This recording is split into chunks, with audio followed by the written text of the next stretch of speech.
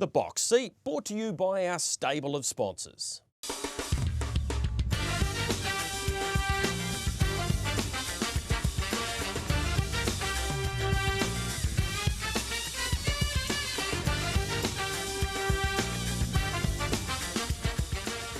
Well, hi everyone and welcome into The Box Seat. New face for you this week with the master of the show, Greg O'Connor, over in Australia for the Inter-Dominions. But Matt Cross joining you with Michael Guerin on the show today and looking forward to it. Brought to you, of course, by our stable of sponsors. Plenty to unpack from the last week of harness racing here around Australasia and plenty to look forward to as well over the coming week or so. Michael Guerin up there in Auckland. How's things, Michael?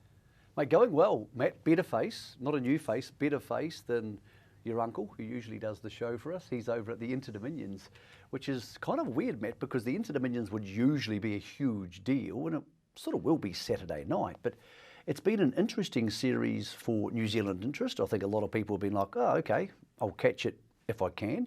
We'll talk about that later in the show. What was fun was watching you boys and girls do the thing down at Addington on Sunday. I thought the Grand Prix threw up some really interesting races, and it's thrown up some interesting voting. People like yourself and myself in a couple of months will be voting on the Horse of the Year categories. If you had told people 2 or 3 months ago that horses like Oscar Bonavina or Merlin could beat Muscle Mountain or Don't Stop Dreaming in their categories, they might have thought you're a bit loopy, Matt. But that may be the case after Sunday. Let's dive into that and see what we both think. Okay, we'll talk all of the Group 1s there from Sunday out of Grand Prix Day. Here's what you can look forward to on the Box Seat today. Grand Prix review. Along with the Garage Derby, it was Merlin v Don't Stop Dreaming before the race, and that was the case over the final furlong as well. Sunny, the King, or the Queen of the North. Sunny's sister, of course, winning the King of the North Trotting Derby. The Aces races, Greg O'Connor is in Australia, Inter-Dominion finals update, and we preview some harness racing here in New Zealand. First cab off the ranks is the Garage New Zealand Pacing Derby. All of the talk prior to the race and the market itself suggested that it was a match race. Merlin out of barrier number 4 was always likely to roll forward, and at about this point here, once he got in front of Sooner the Better, for some, it was game over. At the back end of the race though, Don't Stop Dreaming certainly made it interesting after finding himself in a good spot, and those out the back were always chasing their tails in this year's edition of the Garage New Zealand Pacing Derby. Let's relive it. Merlin, the winner of this year's Group 1 New Zealand Derby with our friends at Garage. Sooner the Better and Don't Stop Dreaming. Merlin inside the 100 metres. 2 in front from the brave Don't Stop Dreaming. But he's going all the way, Merlin. Merlin wins the New Zealand Derby by 3/4 from Don't Stop Dreaming. Sooner the Better. 4th across Chollymont. Then came Ultimeteor. Well, Michael, it brought back memories of the mighty Holmes DG, that one. They're vastly different horses, aren't they? I mean, one's a better's delight, Don't Stop Dreaming, looks that nuggety, tough-looking staying horse. Whereas when Merlin gets things his own way and he gets his lungs full, Matt, and he puts his head down and crowns his neck and he gets chesty, gee, he looks good. He looks like a really good example of an art major. I love what he's done this season. I'm not absolutely convinced he's the best of our 3-year-olds, but I think he's the fastest of our 3-year-olds, and it sets us up quite nicely, Matt, for a really intriguing battle maybe over the next couple of seasons. And we need that because the copy that self-assured days kind of feel like they're gone or mostly gone, and we need new blood coming through. It can't just be a Cooter and maybe Beach Ball. So I like him as a horse who I think can win a Chariots of Fire. Barry Purdon indicating to us, Matt, that he might head there March the 2nd for that race, potentially qualifying him for the Miracle Mile. Whether Merlin's a New Zealand Cup horse, I think the Auckland Cup's a bit easier than the New Zealand Cup. Whether he's a New Zealand Cup horse, I'm not sure. But not all horses need to be Matt. I'm absolutely convinced Don't Stop Dreaming is. And I'm convinced Ohoka Connor is, who was really good. And I think Jollymont's going to come back on an easy rating and work his way through the grades. I think there's lots of good horses in there, Matt. Lots of horses who were tired by the time they got to Sunday. There were a lot of tired horses there on Sunday. But I do think Merlin of that crop is the one best placed to go to Australia. And Matt, very importantly for the markets being open, he's the best place for the race by grins. He's quick off the gate, he'll love 2200, and he'll circle Cambridge awfully fast. So I'll be stunned, if he holds together, Matt, if Merlin doesn't get a slot in the race by grins. Question for you, who, after all of that, is the best 3-year-old pacer of the year, or who will you vote for 3-year-old pacer of the year? Well, Merlin being able to pick up the Derby double is the logical, so I think vote-wise, he's probably the horse you sway for after the season, Michael. But in terms of who the best horse is, I don't know, there's not a lot between Merlin and Don't Stop Dreaming. If you reverse the roles in most cases between both of the horses, then you reverse the results. Some creditable runs in behind, sooner the better. He's had a really brave campaign. And Ultra Meteor is suggesting like he's a horse who with some more maturity might be able to get through to the open class ranks and be able to follow the speed. And it was always against Hoka Connor, wasn't it, following out a $126 shot drawn the second rope. He was always chasing those up front. Well, the King of the North New Zealand Trotting Derby. This was a race that on paper the Australians were set to dominate with Not As Promised, but he didn't get the most economical run throughout. One horse who has got plenty of speed and maybe more up and go at the back end of a race than her champion brother is Sunny Sister. And she sailed away with this year's trotting feature. For the King of the North New Zealand Trotting Derby, she bags the double. The Oaks into the Derby. Sunny Sister won it.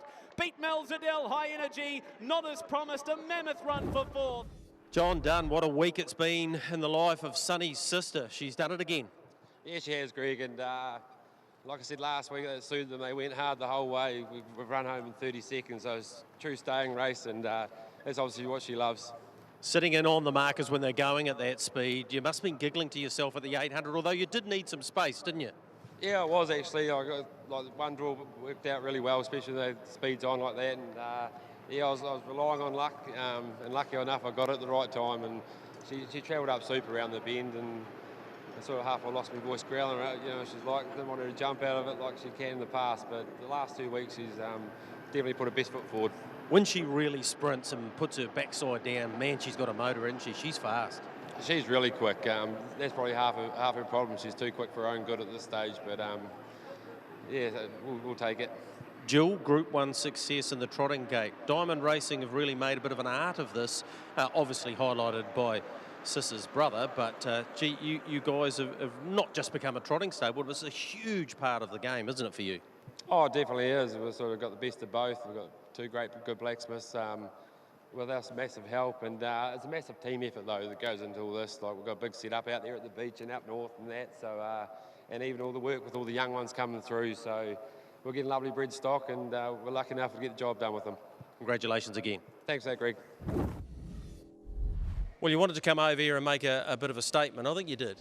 Yeah, well, we're always probably his maturity was always going to go against him, I suppose, and the draw, I suppose, in the end as well. But you know, at the end of the day, I think he definitely proved that he should have been here, and he done us proud. Yeah, look, he was very brave, wasn't he? Because when you're sitting there looking at the mile and you're 3 wide, and they were running at that stage. It's not a whole lot of fun around a big circuit like this. It's not a good feeling. I'd hate to think what Nathan was thinking at the time, but you know, he still stuck to his guns, and as you said, they were running, so it was hard to sort of get him to length. And to be fair, I thought Nathan was quite patient just to ride it out, and had the faith in him to sort of keep kicking, which he did. Well, it's all ahead of him. He's already a 2-time Group 1 winner, but we know with the size of him and the way he races, he's only going to get better. We hope to see him back here at some stage, and thanks so much for bringing him. Yeah, no, we really appreciate it. We've had a great time, met great people, and just the experience itself says, you know, we can do it again one day. Well, Sunday's son, he was a great stayer who liked to roll through his gears up front, Michael, but it looks as though his younger little sister has been blessed with a fair bit of speed in her legs and being able to hold it together. She was superb, the Australian equally as brave. Yeah, he was really good, and I think it's going to be a good crop of horses heading forward, but she has that little bit of X factor, and it's taken a long time to eke it out of her. They've had a few rolling gallops, they've tried her on the grass, they've put the half hopples on, and that's all part of the process. When you go back through Sunday's son as a 3-year-old, very similar, Matt. He had all those issues and moments of brilliance. I think she's a horse who's been perfectly suited by the extended new season and racing to basically an early 4-year-old, but as a 3-year-old.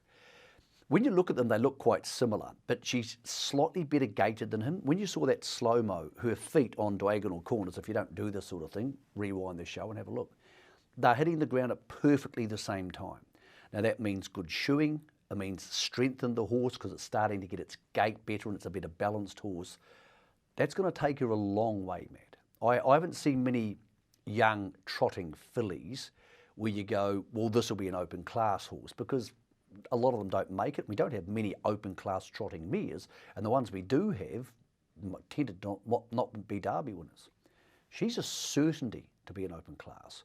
And if her body holds together, and the family has shown longevity, Matt, she's not going to need to get much better to win a Group 1 open class race. She's not going to turn up and beat Oscar or Muscle Mountain anytime soon. That's fine.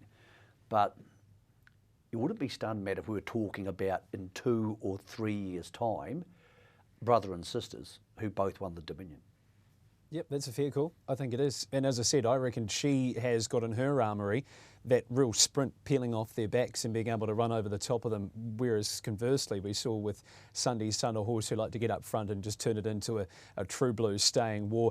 Credit there to High Energy as well. She maybe not at 100% in the Oaks, but she certainly bounced back with a strong placing. There were some tired horses in behind, the horses like Gold Bullion, Confessional, just not able to finish it off. But as Michael mentioned, a few of them have had a long season, and I'm sure we'll be going up for a break now and we'll see them at the back end of 2024.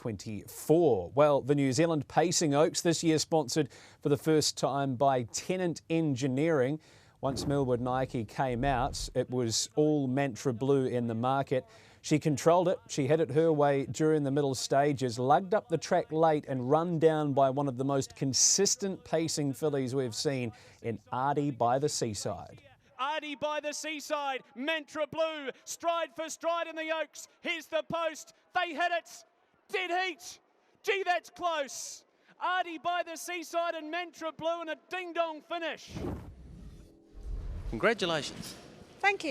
Yeah, look, that's a big buzz, I know, getting to the end of a season and getting to the Oaks distance, and she had to be at her best today.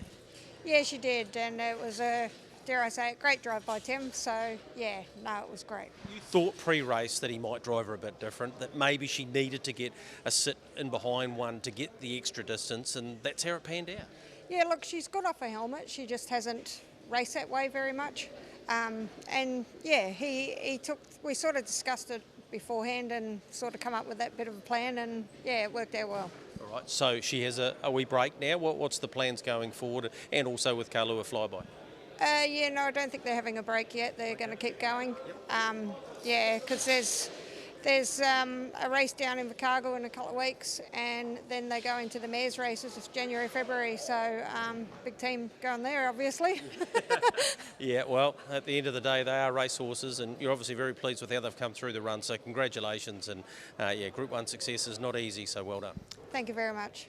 Any other year, Michael, we'd probably be labelling her a superstar, Artie by the Seaside, but she's run into a freak in Millwood Nike, but a much-deserved victory. What did you make of both her and Mantra Blue? Do you think Mantra Blue maybe just costing herself a wee bit running up the track late? Yeah, I think both of them had reasons to get beaten, and Artie by the Seaside's reasons were less than the other one, so let's deal with her first. Great tactical drive by Tim Williams. He pre-discussed it with Steve Telford, the senior training partner. It's really tricky to hand up to a $1.50 favourite, Matt, because then people will go, well, what an idiot. Why did you do that if he runs away and beats you? It won him the race. So great move, Tim. That's your and Steve's Group 1 with a very brave horse for owner Mike Tanev. Mantra Blue, not only did she run up the track, and she was in front again ahead after the line, in saying that Artie by the Seaside waited for her, so again there's a bit of balance and push and shove there. But she also had a really hard run the start before when she galloped away, Matt. And I wouldn't be surprised. I don't think it knocked her, but I don't think it helped. So I think both of them had reasons to get beat. And when you have reasons to get beat, you always want to be on the horse in the passing lane. But great drive, great training performance. This horse has been up a long time. Fair gap back to Kalua Flyby, who was racing in the New South Wales Oaks way back in March, Matt. That's how long she's been up, with a break in between.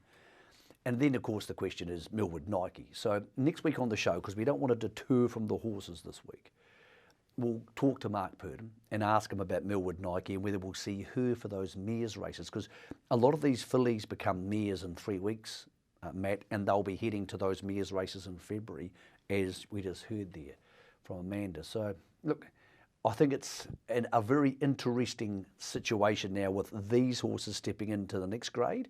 And then, of course, Millwood Nike, when she comes back, very much a crop in a state of flux. And when they do get to open class, for those horses, like Artie by the Seaside, she has an ownership and stablemate in Artie's Express waiting for her. I don't think those horses can beat Artie's Express. Whether Millwood Nike can, I'm not so sure, mate. Mike Tanev is a man who is putting a huge amount of money into racing here in New Zealand, Michael. A man from Canada, I understand, so he would have been up in the middle of the night, I'm sure, cheering her home. And very involved in his horses. Like, he's not a remote owner who's just said, oh, well, you train them, do what you want.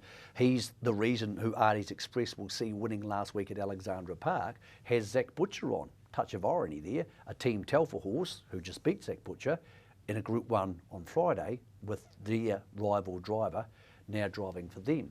But Mike said, no, I want Zach to drive my horses in the north, which is not a bad call. So clearly he's a guy who not only knows a lot about harness racing, but is an active owner rather than a passive owner. And we could do with 20 or 30 more of those, Matt. People who want to spend money from the other side of the world to race horses down here. Both the first and second horse. We had an interesting piece on social media last night by Johnny Turner, one of our journalists in the Deep South. He said purchased for around $3,500, $3,600 each, or combined. I think one was $1,400, one was $2,200 out of the weanling sale, the mixed bloodstock sale at Karaka. So, yeah, it's a sale which is consistently producing horses, Matt, who are doing the job at a fraction of the yearling sale price. That'll be coming up April or May at Karaka. Also want to mention as well there in the Oaks, Woodland Stud breeding the first 3 horses home. Marty by the Seaside, of course, the Down by the Seaside, Mantra Blue, Sweet Lou and Carlo a Fly by Better's Delight. Not only by their size, they breed them all themselves. So hats off there to the team at Woodland Studs. That is the 10 and 10 Engineering New Zealand Pacing Oaks. We take a look now at Oscar Bonavina taking out the trotting free for all. In some cases, it was from calamity to victory. We'll hear from Mark Purdon after this. Revving up, Ben Rizal, Majestic Man, Oscar Bonavina leading rip up the lane. Oscar Bonavina dives through for another Group 1 win. Oscar Bonavina won the free-for-all and beat home Majestic Man, third in time up the hill. Congratulations, Mark. A brilliant performance by this guy again, although it got pretty precarious there. Yeah, look, I was parked for a while, but I could see he was just going to over-race, and I thought I'd better to take my chances and have cover and just hope I get a run at the right time. He's a hard horse to get past, Majestic Man. It was never going to be easy for you, but we know this horse has just got immense speed and a will to win. Yeah, he's just really in the zone, Greg, and, you know, like if he probably would have won by a good margin if he just had a clear run right from the top of the straight. When he's in this sort of form, now you've got to think about where to go next. I know you were thinking Invercargill. Was that still the plan, and where after that? Yeah, well, it is at this stage, Greg, but you sort of take him a day at a time, old Oscar. But, yeah, at this stage, Invercargill's on the radar. Right, it's his second Live Mole free-for-all win, so congratulations, your third after doing it with I Can Do's it too. So been a good race to you, mate. Well done. Thanks, Greg. Not only did Majestic Sun sire the winner of both the Oaks and the Derby, got the Quinella there, Michael. Mark Purdon, he took a big punt, to say the least. You're a man who likes a punt. What were his chances at about the 1,000 of winning? I still thought he'd win because the horse has been so superior and the other favourites weren't in a good place. Mystic Max galloped at the start and the other second favourite was actually well back in the field and it galloped later because it was an absolute circus of a race. It was really interesting because I spoke to Phil Williamson on Saturday and for the preview for HRNZ and for the Herald, and he said, we'll be happy to hand up to Mark and cop a sit on him because we'll run second. But Brad can do that. Brad's an aggressive driver and you've got to break a few eggs to make an omelette. And Brad's made a lot of omelettes. So I was like thinking, what are you doing, Bradley? As it turned out, the result would have been the same. Oscar just would have won by more. The gutsy part was when Mark, and we heard there with Gregory, Oscar was starting to over-race Matt, when Mark went 3 fence.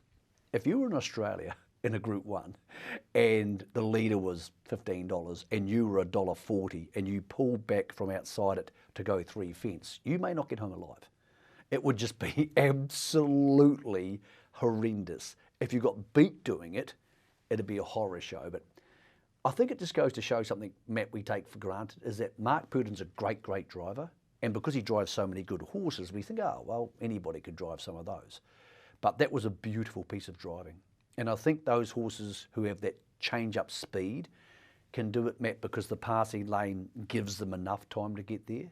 Whereas I think if you're a wind-up staying type horse, he couldn't have done that because the passing lane would have been too short for him. So the question for you now is, because they've both won a couple of Group 1s, they've won a similar level of secondary races, Muscle Mountain versus Oscar Bonavena, for Trotter of the Year. Now, I think there's no doubt Muscle Mountain's the better trotter, in my mind.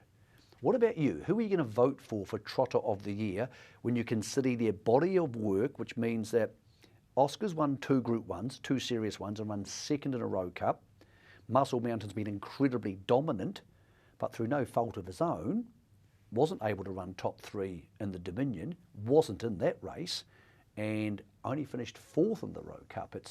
It's very much a David and Goliath unusual situation. I think it's a bit like Merlin Don't Stop Dreaming, isn't it? You put one or the other in front and they're naturally a better horse on the night. But you're right, Muscle Mountain is clearly a better horse than Oscar Bonavena, but Oscar Bonavena has had a better season. So there's your answer, I think. I couldn't vote Muscle Mountain over Oscar Bonavena. He's won the last 2 Group 1s and arguably the best 2 Group 1s here in Canterbury, the Dominion and the Free For All, and then a brave run in the Rowe Cup. So, yeah, I'd be with him. Majestic also, Man. one of the other ones, which was really interesting, Matt, was if you go through all those levels and you go back 1 level, go to the Canterbury Park Trotting Cup, because you naturally think to yourself, well, when Muscle Mountain was at his best and he was happy, he wins everything.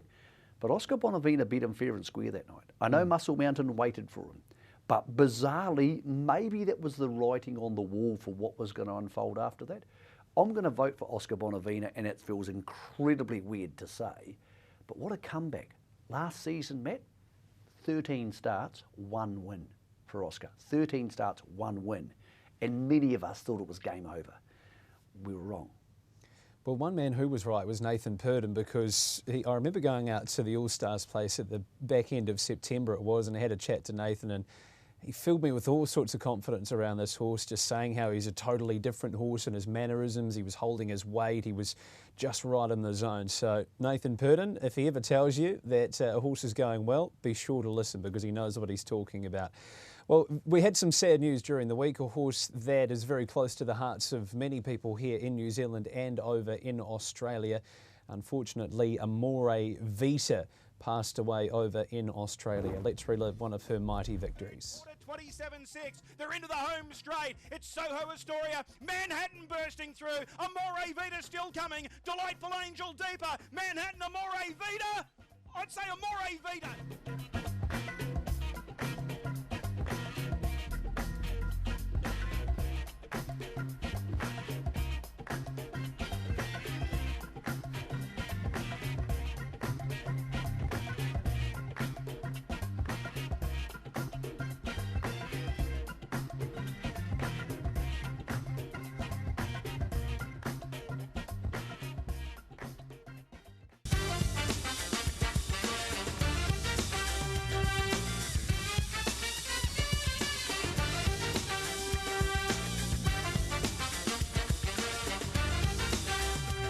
Great to have your company here on the box seat, brought to you by our stable of sponsors, of course. Well, it was Grand Prix Day with the Aces races, and we start away with Tyron Eros, who was successful in the Ace of Clubs.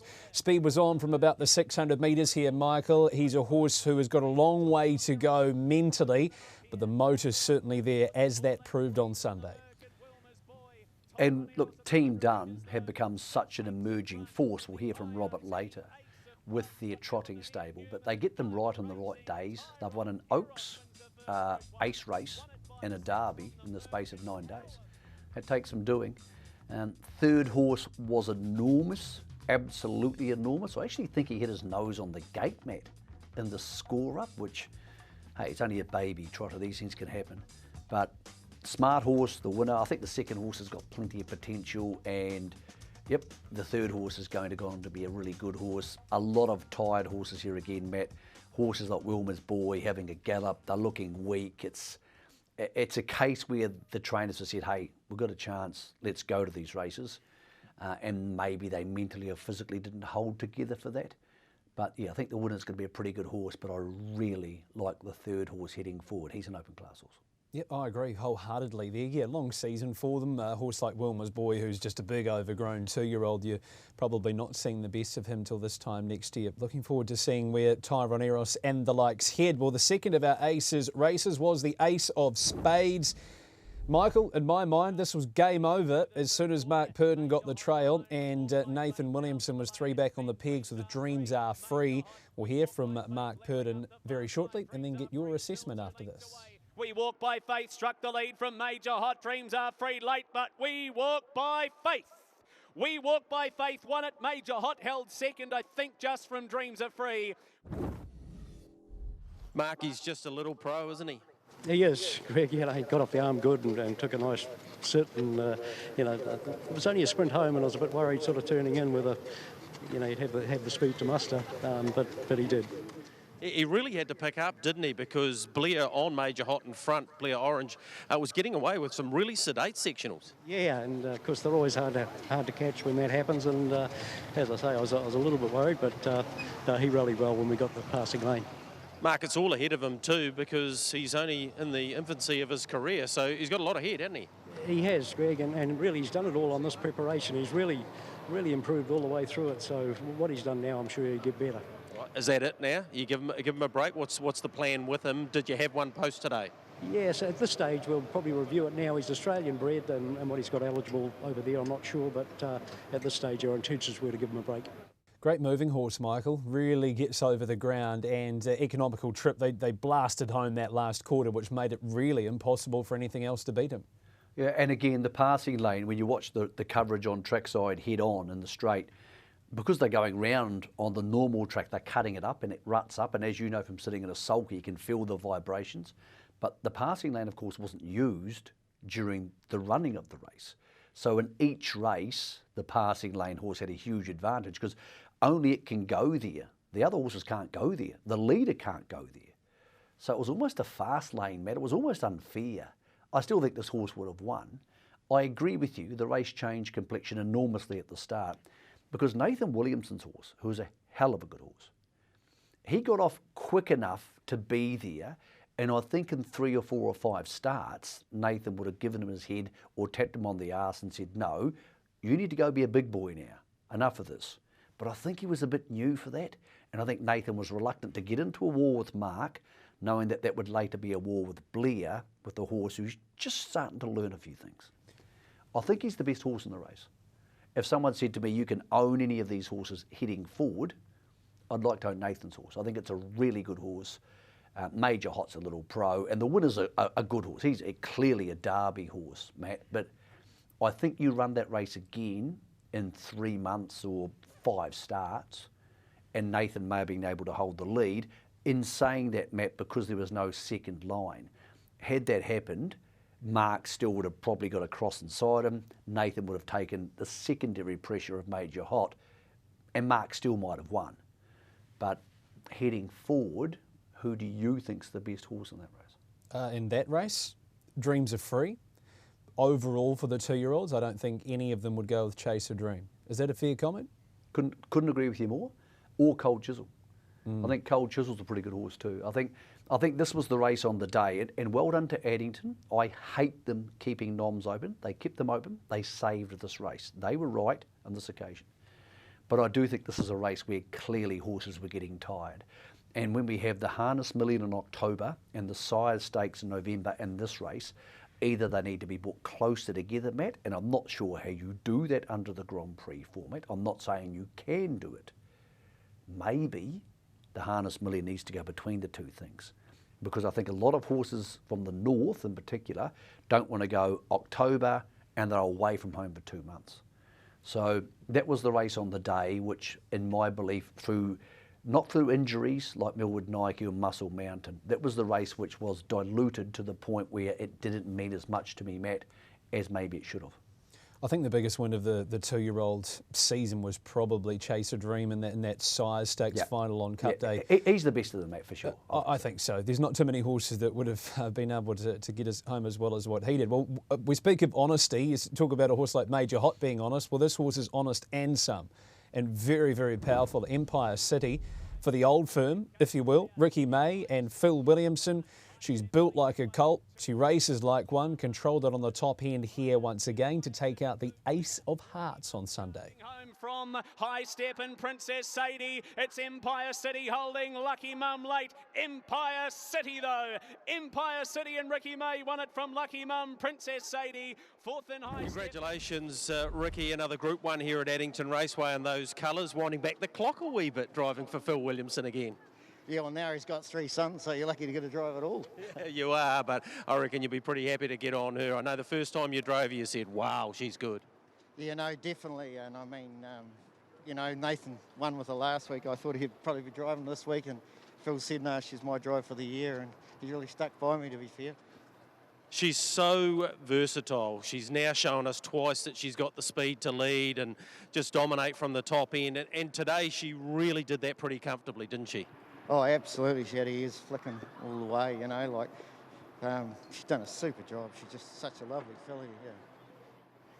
Not surprising that she's got the manners that she has, given that those colours and that bloke who trains them.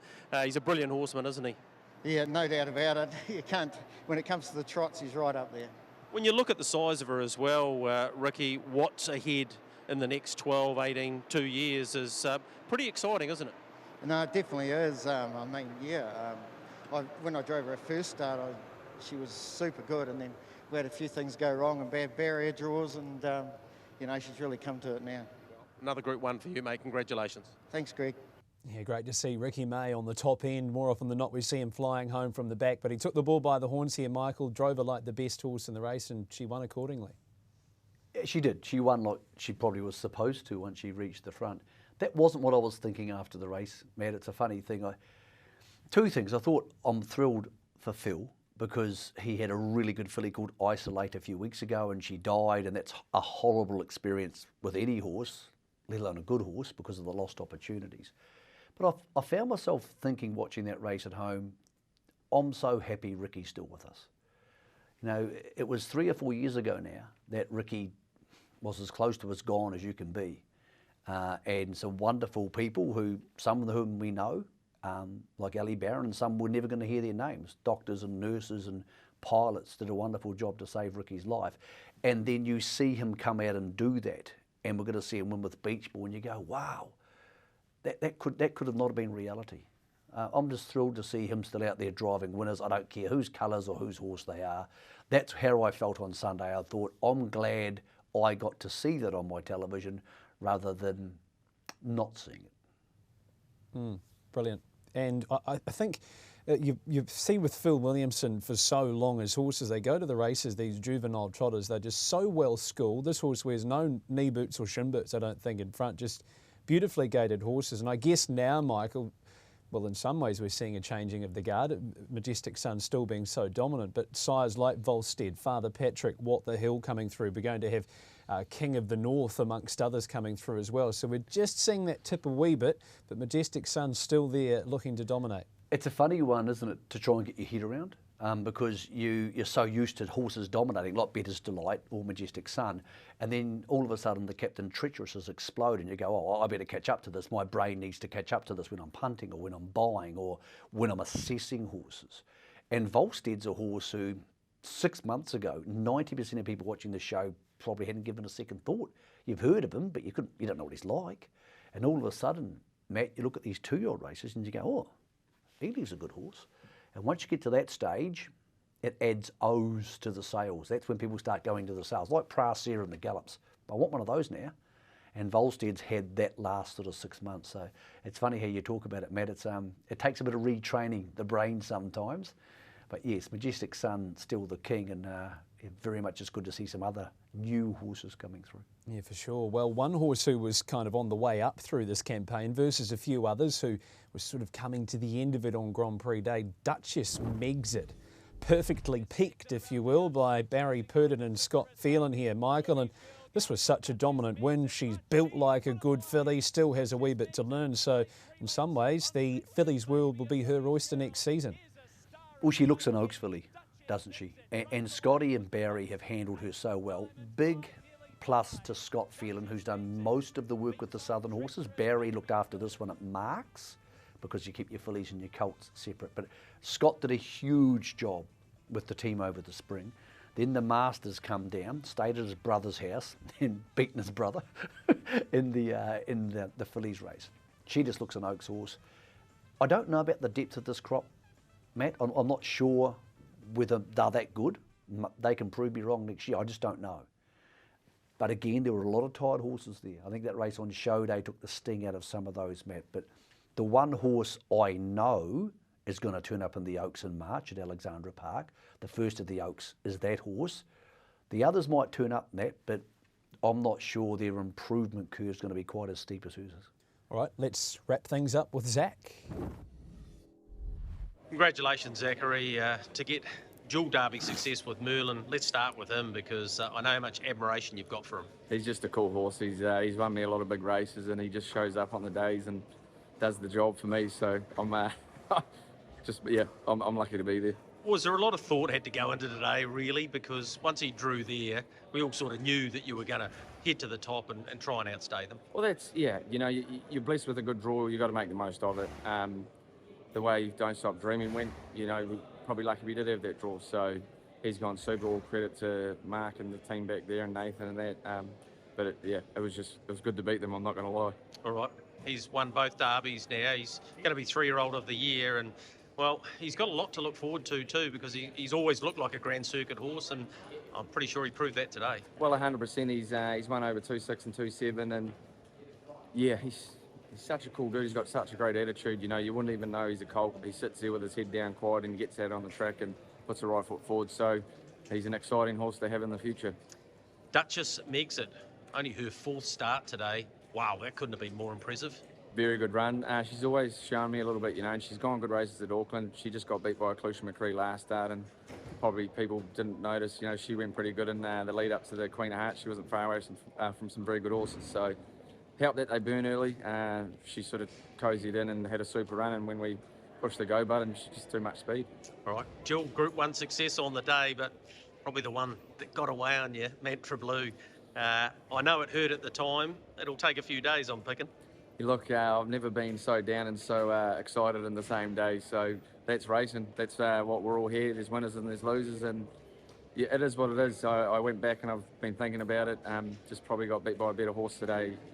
It's a great filly, that one, and as hard as it is, it's a hard pill to swallow. A nose in it might have been a bit easier to swallow if there was maybe a neck or something. But she's a great filly, my one. She'll get there. She'll get a big one day, and at least we've got a horse for next week. And he's got some serious horsepower to look forward to next season as well. Well, Robert and Jenna Dunn, they had a cracking day there on Sunday, Grand Prix Day, and post the races, Greg caught up with a man known as RJ. Congratulations, RJ. Dual Group 1 success on this massive day of racing. Oh, yeah, it was really exciting, wasn't it, really, Greg? And 2 trotters, both homebreds. Pretty exciting, that too. Yeah, Tyrant Eros, of course, the Newmans, Alan and Ian, have been with the stable for a long time.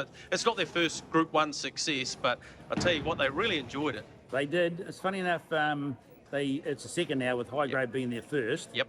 And, of course, they had Tyrant and Scotty, and that was the first horse we brought out of sales together 45 years ago. And I spent a long, long time trying to get it pace. I never realised it was a trotter, Greg, and that will never happen again, I can tell you right now. Well, this horse has got plenty ahead of him too, and he's beautifully handled by Johnny today. Great. All the way through, Show Promise. Howdy broke him in, Ross Houghton. Yep. Loved him from the day one. A little bit flighty. His mother was a little bit funny too, but he does go close to the knee, so that's the one-arm spreader on, which Johnny added to his gear early on just to get us balanced up. And look, to his credit, he's just got so much more going from the head earlier on. He'd make a break whenever he felt like he'd duck in and make a break, but great training by Johnny, great showing by Craig as usual with the trotters, and a good team effort. Sonny's sister, wow. Group 1 Oaks last week. Derby this week, the world really is her oyster. It absolutely. She's always had the potential to be a superstar in the making because not because she's bred and she's his brother, but she's just got real high speed and a lovely way of going. And when you sit behind her, it's just like they say, poetry in motion, what a bit of a word it is with her. And it was only a matter of time before she got the hang of it. A few wee changes here and there has made the difference. And great driving on both parts by Johnny. I was just... Of course, I forgot to say that it was the 100th winner for the season on Tyranneros. Yep. And then, of course, 101 now. So great effort by the whole stable. She's fast too, isn't she? When she picked them up today, Mel Zadell had a reasonable sort of a break on her, but gee, she came quickly. Yeah, well, I said to somebody just afterwards, we were watching the replay actually, I said, normally you wouldn't see a trotter go so quick when a gap opens. It was real fast. Like, had there been open space, I reckon she would have been in front by turn, it was that quick. To her credit now, Johnny's got it, he can, did that, then he was able to take a hold of her and came back out again. So she's learning very quickly to be a real racehorse. Oh, well, congratulations to the Diamond Racing team. A terrific day at the office. Great end of the season, Greg. Thank you very much. I think it's the 6th time for John Dunn to bring up 100 wins in the Selkium. Won't be finished just yet with a couple of weeks still to go in the season. One horse who looked a totally different horse out in the prelim for mine on Sunday, Michael, was Beach Ball.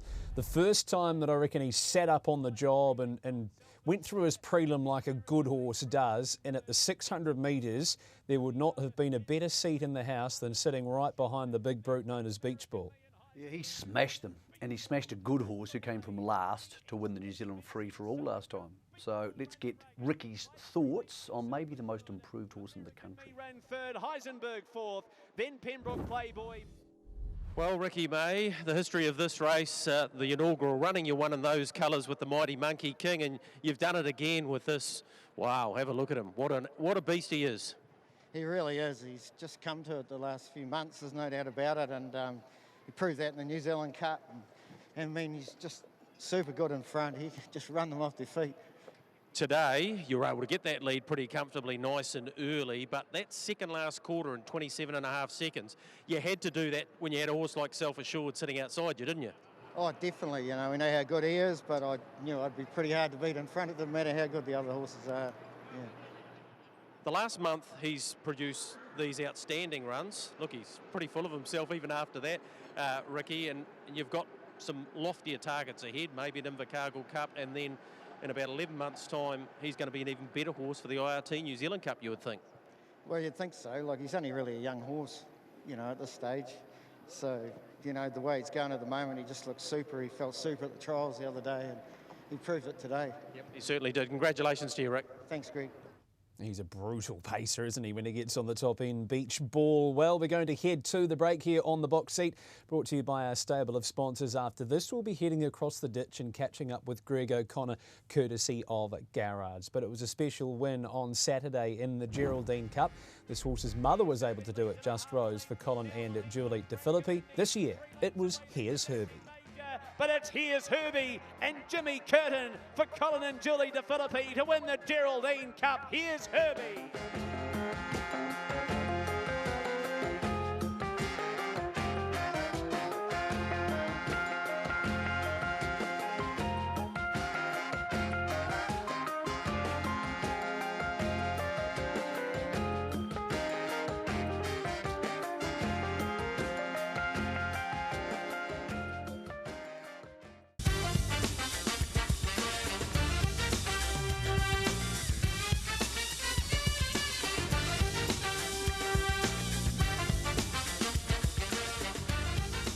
And with Garrards, nice to be joining you from the Sunshine State. Yes, it is ID 23. We're down to the big dances, the trotting and pacing finals to be run here at Albion Park. Of course, the voice of ID 23 has been Chris Barsby. And Chris, thanks for coming on the box seat. I know how special this would be for you, calling it into Dominion.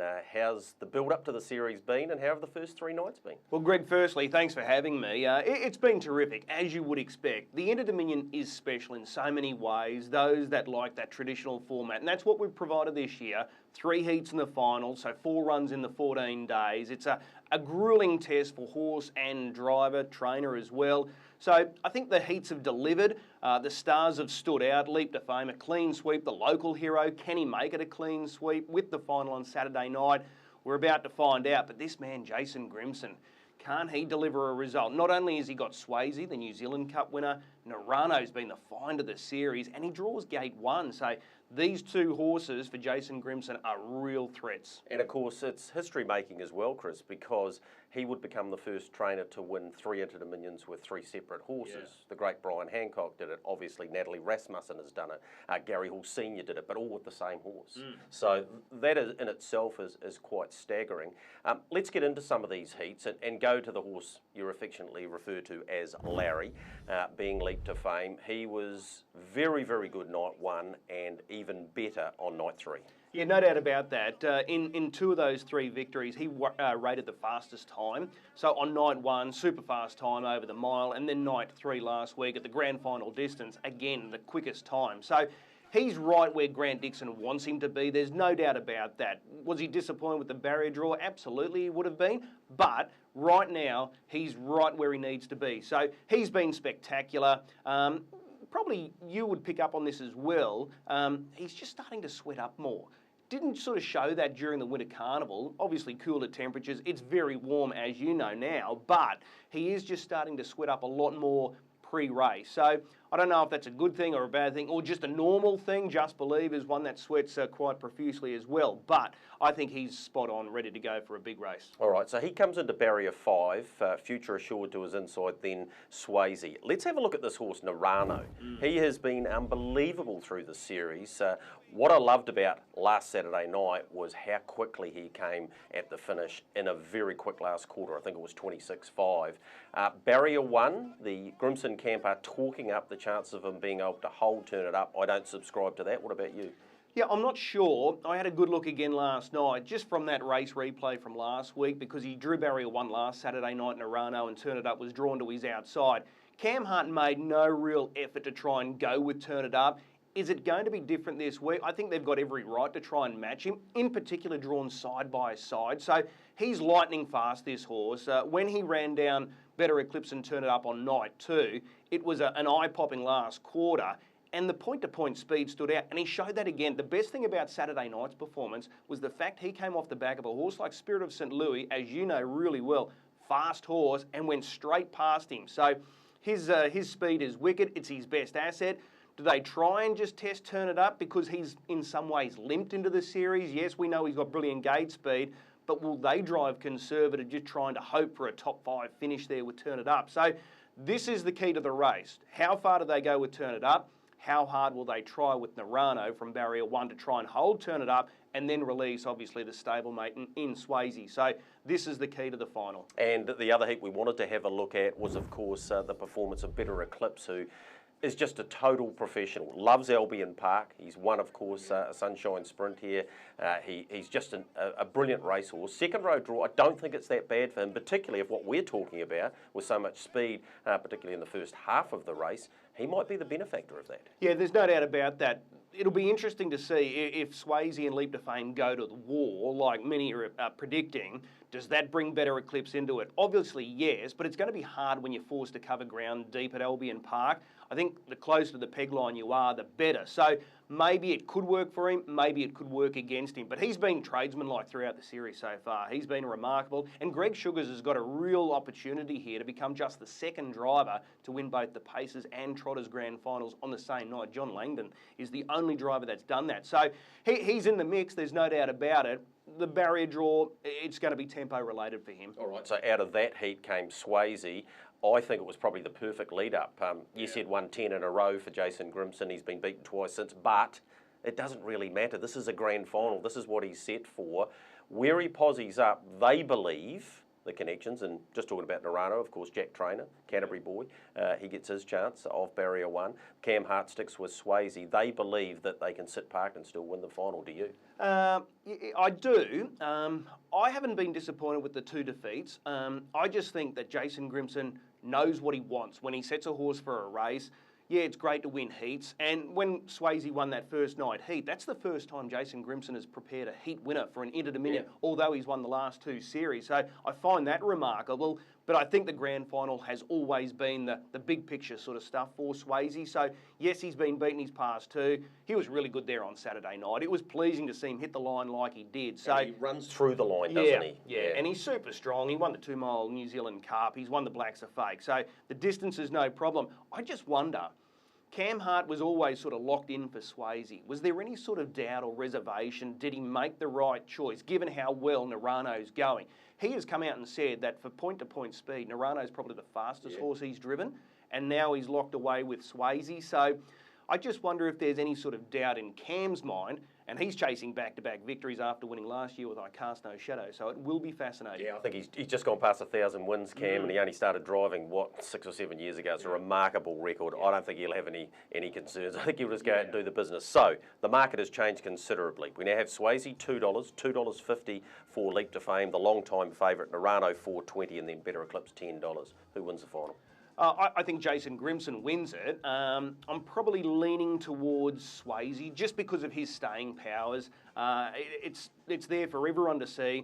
Blacks Are Fake, New Zealand Cup. When the whips are cracking at the end, he's going to be really strong. So I'm not surprised that he's now the outright favourite, taking over from Leap to Fame. Pre-barrier draw, he was probably just a touch too short, Leap to Fame. I think he was around $1.60, so that was too short. So now the market's sort of balancing itself out a bit. I think they've got it right, and Swayze deserves to be favourite. All right, it's a cracking grand final. It's run at 9:30 New Zealand time, which I'm sure will be pleasing many of our harness fans. Let's move on to the trotting final, where the horse they call Harry, so it's been the Larry and Harry show, Just Believe is looking to join some pretty smart trotters winning dual into Dominions, and he gets a great chance because he's been the dominant force. Yeah, well, no horse has been able to clean sweep 2 straight series. In fact, it's very rare to see the trotters go through 3 heats in a final format, just like the Pacers. So I think there's been 3 horses that have been able to achieve that so far. Just Believe did it last year in Melbourne, Tornado Valley in 2018, Take a Moment back in 2003 at your track, Addington. So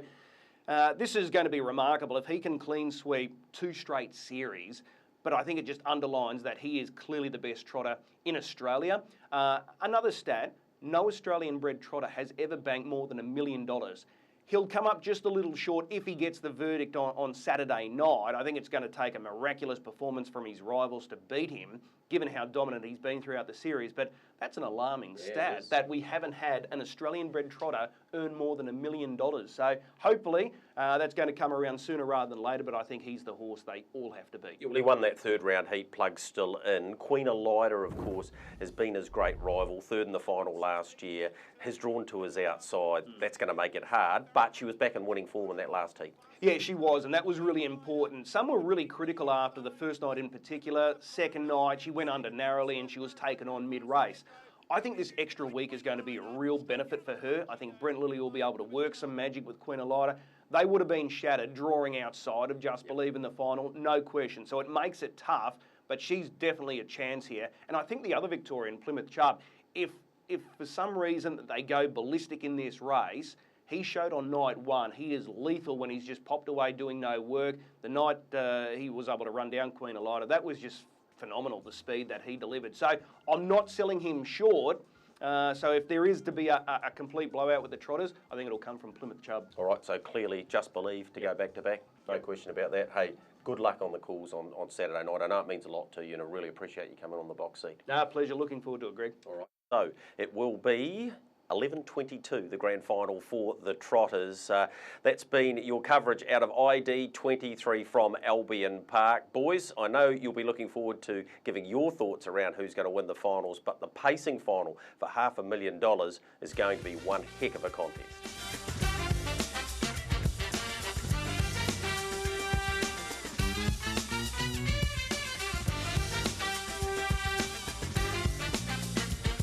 Well, we're close to home here on the box seats, and that was Greg O'Connor with Gerard's Over the Ditch. Michael, for me, Just Believe and Swayze in the Interdoms.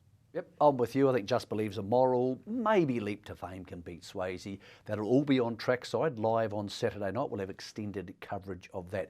Alexandra Park have a Group 1 on Friday. Artie's Express was open 2.2 by the bookies because they are trying to play Santa Claus. Here it is last week, winning sitting parked. It'll lead this week. It'll be in front of Manhattan and it'll win, Matt. It'll start about $1.30, so it opened 2.2.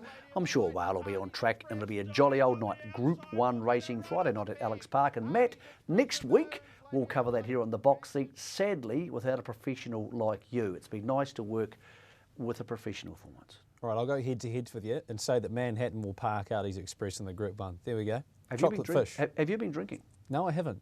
Oh. There we go. Been You're a pleasure, Michael. Bye. With our stable of sponsors here on the box seat, Craig and Michael will be back next week. From me, good afternoon.